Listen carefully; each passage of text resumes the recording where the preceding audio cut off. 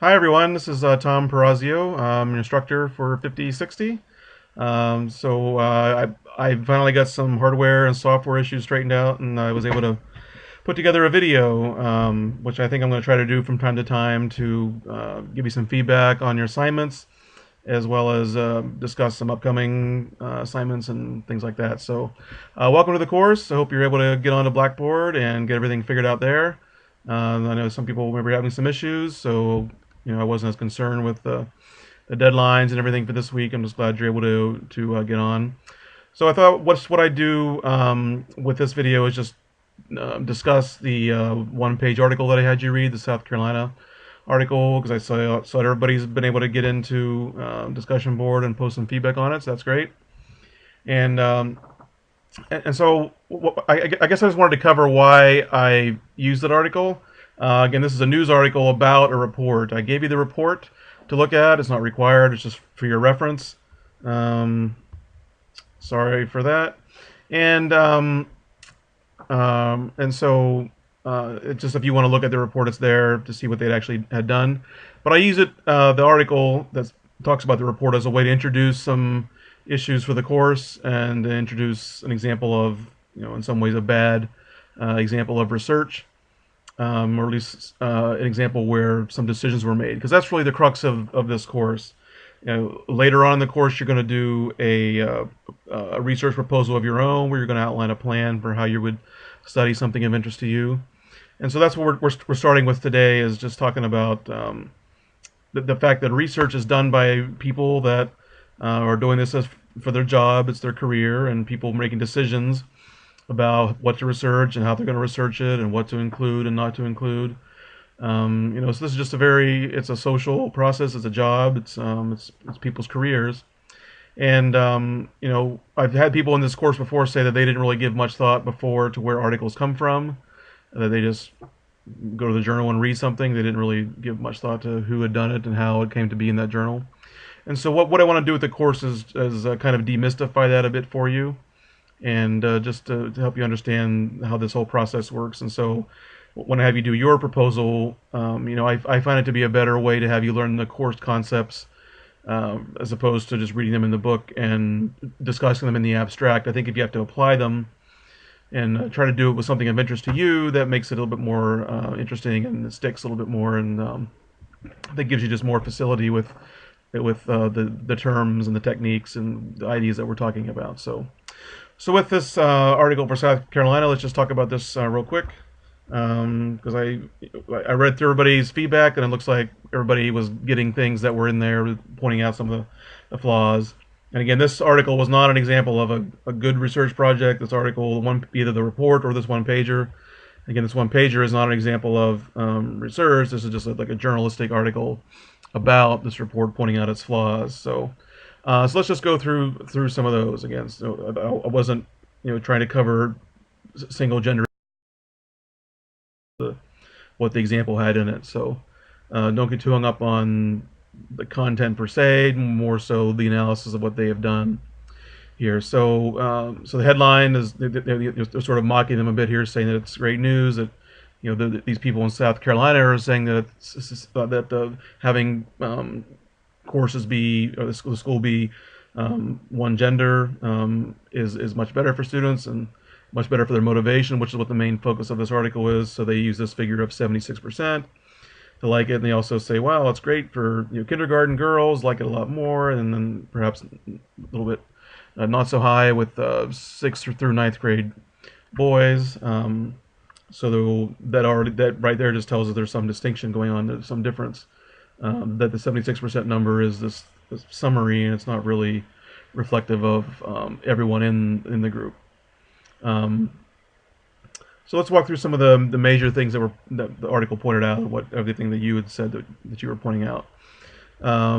So the first thing is that this was funded, or this was done by the Single Gender Initiatives program. So while that's not automatically a red flag, we should just always know who's doing the research, who's funding the research, and if the people that are involved in it have any interest in the outcome.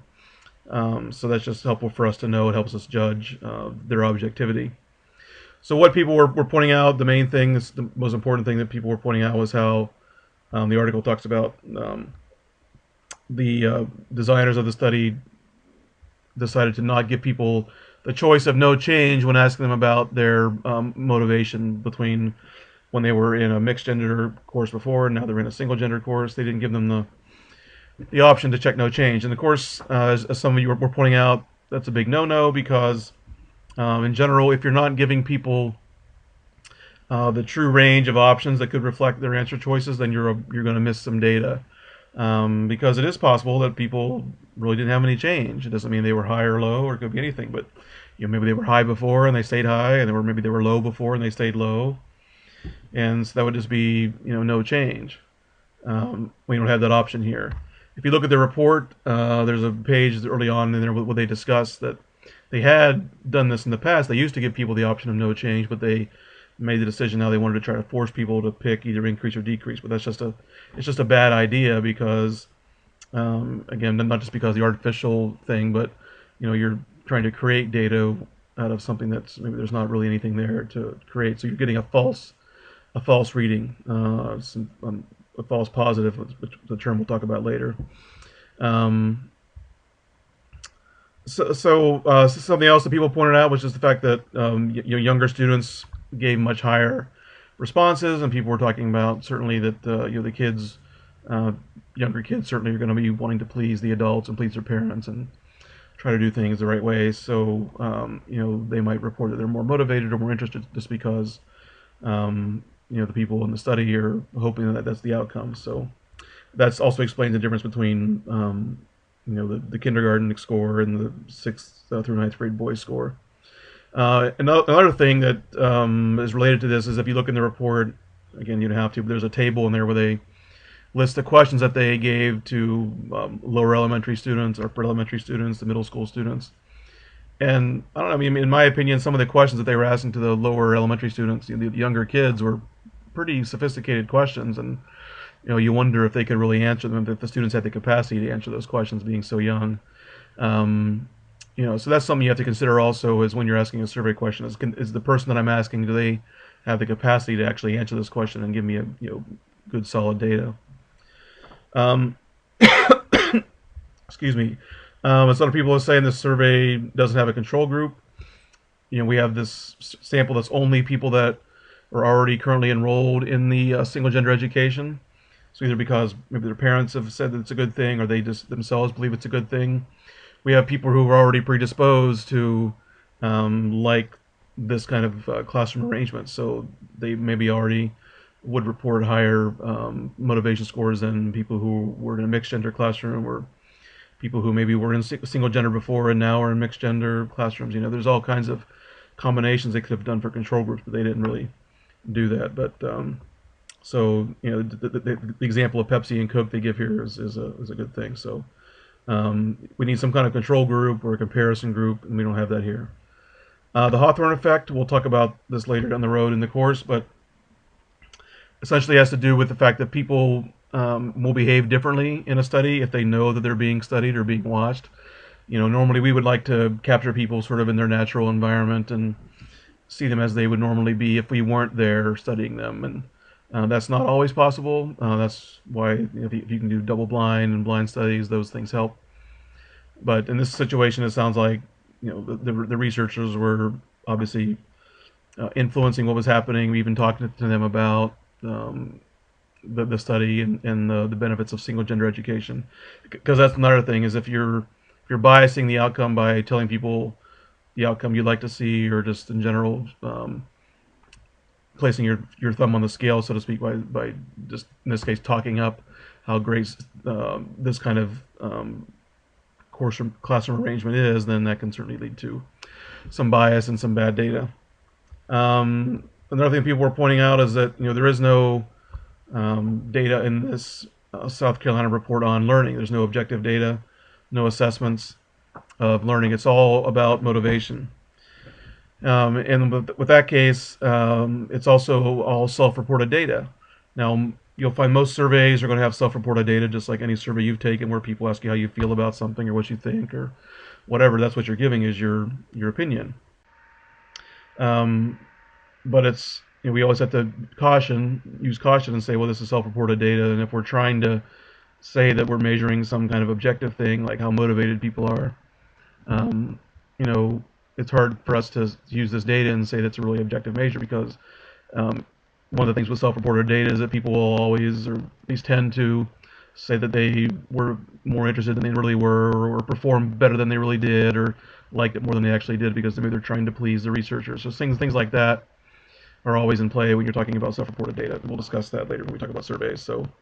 Um, so sorry about that. So that's really it as far as this article goes. I just really wanted to introduce you to an example of critiquing research. We're going to have you critique articles in this course, and so you can see the people here. They gave examples of what they were critiquing and pointed out where it was wrong and why it was wrong, using some details from the article, and the report in this case. And so that's what we're going to have you do a little bit later on in the course, is critique some articles. So it sounds like everybody that was able to get on and read through this and give some good some feedback on it and critique of it, was pointing out the right things, and that's great. So that's really it for this article. That's all I wanted to say. So if this works and people can get on to the website, I'll probably upload this to YouTube and give you the link for that. I'll post an announcement about it. So if people can get on and look at the videos, then I'll probably do it to introduce other assignments or give you more feedback on different things, or maybe cover some course material. So now that I got this figured out, I'd like to integrate it into the course as much as I can. And hopefully it'll help you get more things, because usually in this course, the readings help a little bit and the PowerPoint slides help a little bit, but I think people just like to have some kind of interaction and conversation about it and get some feedback on their ideas as the course progresses. So that's what I'm hoping to do with this. So with that, welcome to 5060, and hope everybody sticks with the course, and I think that you'll get a lot out of it. It'll be some work, but I'm glad we have 12 weeks to do it. Normally I teach this class in 8 weeks most of the time, and so you shouldn't despair if you get a little you're caught up in the work, a little frustrated, because you have more time than most people do when they take this class in the off-campus format or online. So so you have plenty of time to get things worked out and get the paper written. So don't stress about that. So all right, thanks, and we'll be talking to you again soon.